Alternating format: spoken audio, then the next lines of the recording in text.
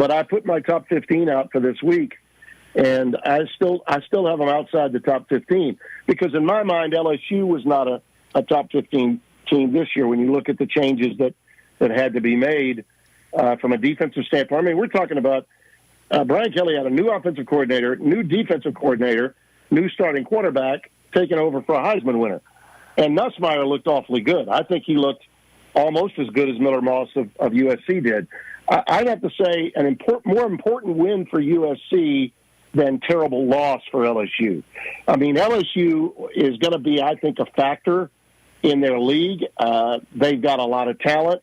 They can bounce back from this. Look, they've lost 5 straight opening games. I was just asked a moment ago on an internet show, how does Brian Kelly wind up 0-3 in his first 3 years at LSU in first games? I said, well, he's not playing UT Chattanooga, Western Kentucky, Akron, or let's check the schedules of some of these other teams that were playing games. When you play games like that in neutral sites, you put yourself in a position to lose, but you also find out a lot more about your team. And I think LSU will profit from this and probably play well and be a factor. I think they'll get to week 7 as a 5-1 team, even with that loss. Okay, so I don't think it's, especially now with a 12-team playoff, it's not like your season is in peril because you lost that game. But for USC, they also have a new defensive coordinator, okay? And Danton Lynn, who they got from UCLA, who in my mind was one of the reasons Chip Kelly left to call plays for Ryan Day at Ohio State. He didn't like the fact that UCLA would not match the USC offer for his defensive coordinator. I thought that part of it for USC was noteworthy because that's been their problem. They're coming off a 7-5 year. Okay, LSU went 10-3. So I think they needed this victory more than LSU did, yes.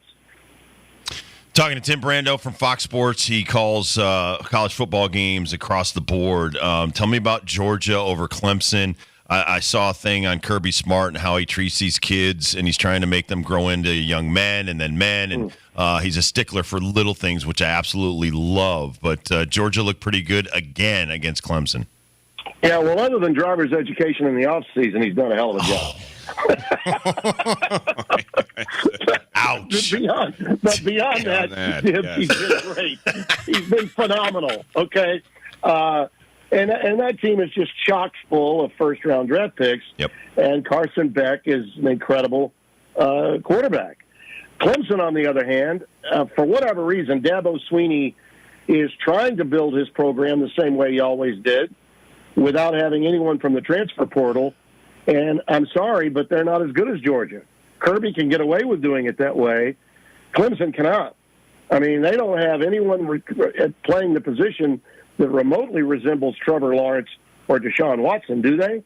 And, look back at Uiagalelei before he transferred to Oregon State and before he then transferred to Florida State, who, by the way, is now 0-2 after losing to BC last night.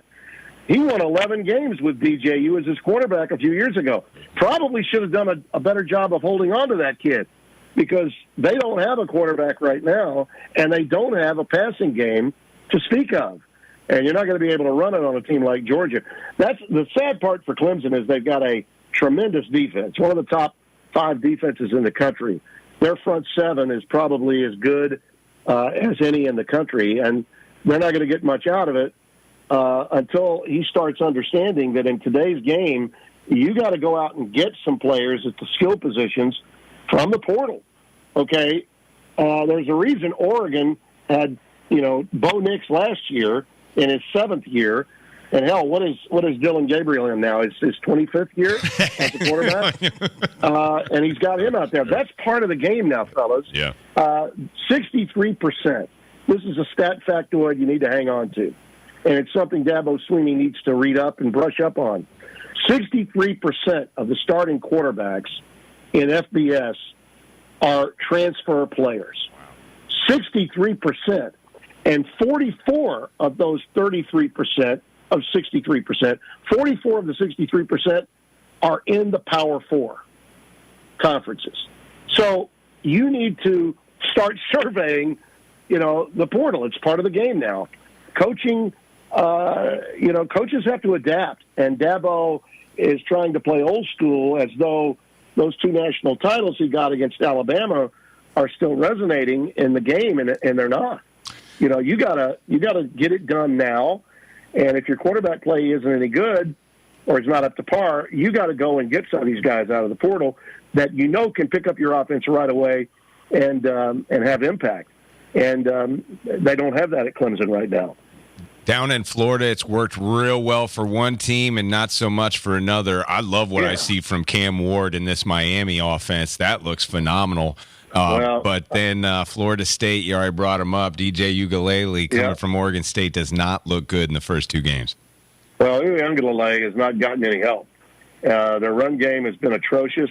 Their defense has been pathetic. And I think what happened at the end of last year, the residue of what happened to that program, and also to some extent, fellas, when you're in a college town like Tallahassee and all of the important players within the administration of the school and all of the donors that bring all their money into that program are crying foul about what happened at the end of last year, filing lawsuits against the ACC and going through all this litigation saying, we're too good for this. We should be making more money. I think that some of that gets down to the players. They're hearing it on campus. They can't get rid of the noise. And I feel badly for Jay Norvell, who's Mike Norvell is a good coach. He's a really good coach. Jay, by the way, coaches Colorado State. But Mike Norvell is a good coach. And I think that all of the noise outside the game itself has infiltrated that locker room, and he's going to have to do something about it. That being said, the Castellanos kid who played so well last night and was trying to do an impression of Cam Ward of Miami, who did in Florida, Castellanos is one of about 8 or 9 guys that were on the Gus Malzahn's roster. He likes to have about 10 to 12 quarterbacks, and he transferred to BC. That kid looked like he was a showstopper last night. So that's what can happen at the position. As for Cam Ward, I'd seen him at Incarnate Word. I saw him a couple of times at Washington State last year, and he is a transformational quarterback. And Mario Cristobal was very wise to get him. I think Miami's going to win the ACC with relative ease. I really do. All right, so tell me what game you're on this week and what other games do you think are cool? I mean, I'm looking at Texas, Michigan right off the top, but what game did Fox put you on, and what kind of do you fancy this week?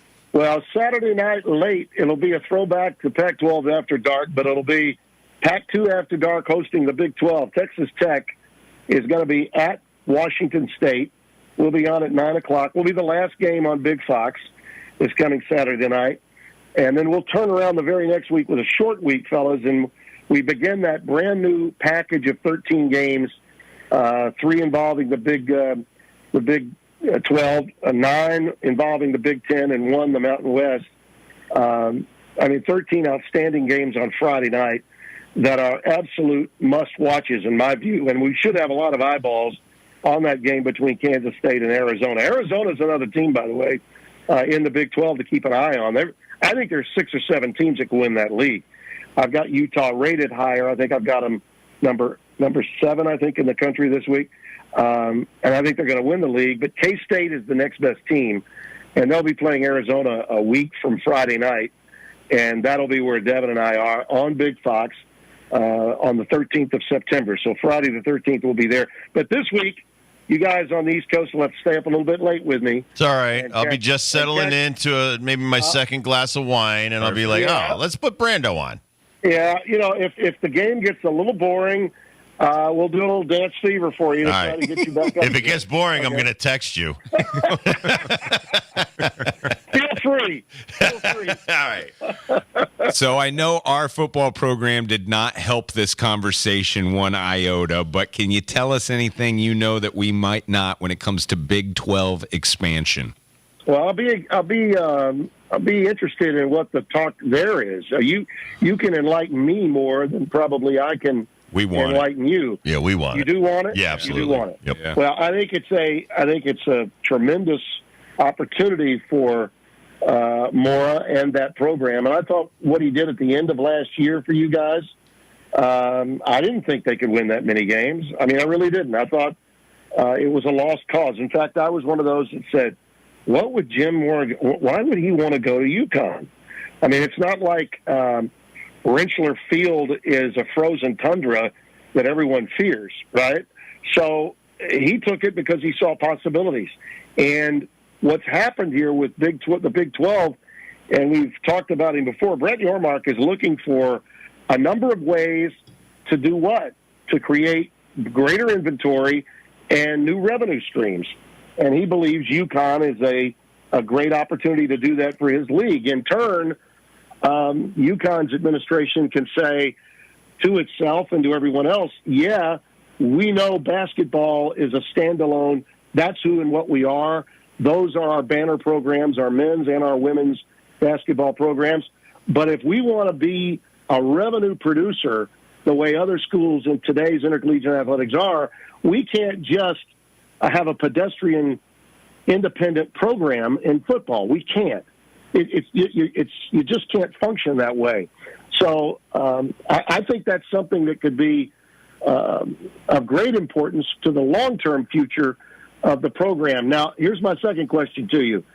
Would the fans prefer staying Big East in basketball and then go to the Big 12 and everything else? Is that what they want? That's what the fans want, yeah. Right? Yes. Yeah. Well, I don't know that can't be worked out. It potentially could. I'm not as aware of what their negotiations are like, but fellas, if you happen to have to say, well, it's either one or the other, if you had to leave the Big East, and I know you listen, you know how I feel about Big East basketball. Yeah, right. I cover it. I care about it deeply.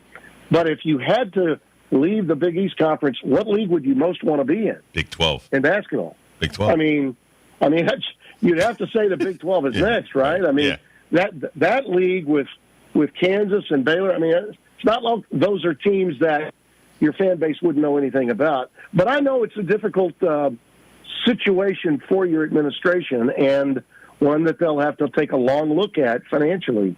As I said, I'm not in the business of running intercollegiate athletics at any level, but as someone that sees the landscape for what it is, I think it's important for the staff and the administration to make UConn as great as it can be in all sports.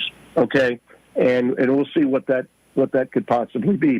Maybe they can work it out to stay in the Big East in basketball only, and then go to the Big 12 and everything else. I think Yormark would be open to it if it came to that. But as they say, that we'll have more on that story film at 11, I guess. Dude, you are one of the best. Love you, man. And, keep on dancing, dude. You're so entertaining during some of these games. It's worth the watch, just you and your partners. So we really appreciate your time, Tim. Thank you, fellas. Always good being with you. Call me anytime. All right. Safe travels, my friend. Thank you. You bet. All right. Bye-bye. Tim Brando, everybody. When we come back, we'll do the Daily Pickle. We'll talk about Garrett Cole. Uh-oh. And everybody always gets scared when you hear injury. But we'll talk about that and some of the other stuff going on in Major League Baseball, including the disappointing weekend the Yankees had. That was kind of awful, the way they played, especially with this being the final month of the season. We'll talk baseball next.